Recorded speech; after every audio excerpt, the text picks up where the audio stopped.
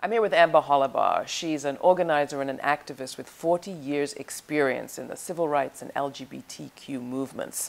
She's also an author, the author of My Dangerous Desires, an award-winning memoir and collection of political writings.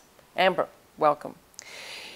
Why is it important, because you raise it a lot, why is it important to defend a person's right to be sexual, to have their sexual life, to have privacy, a lot of people would say, if you've got a place in the shelter, you're doing great. It's not up to me to make sure you can make love with someone in it.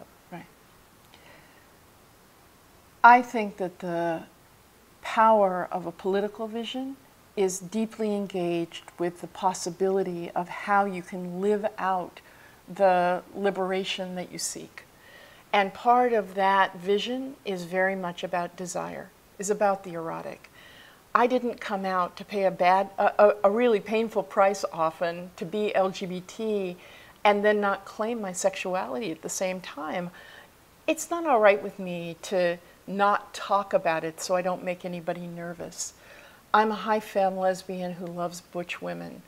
That erotic identity has an enormous amount to do with how I live my life, who I live my life with, and what it is we can or can't do. But you said that the power of our political organizations Yes. and our ability to obtain our political goals is related to the possibility of erotic realization. Absolutely.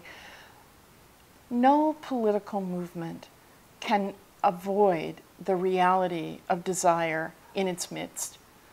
Every office building is full of the illicit affairs, the unwanted pregnancies, the crises that happen in human lives. For a political movement to not understand that sexuality is a profound component of both how people are oppressed and how people dream is to not recognize the reality of political power and where it's centered. If I'm fighting for the possibility of having a kind of desire and possibility that right now is not too likely, it gives me a different kind of engagement with the future than if I say, oh, well, sex doesn't matter, it's private. Well, sex may be private in the way that you make love, but it's not private in the context of the world we live in.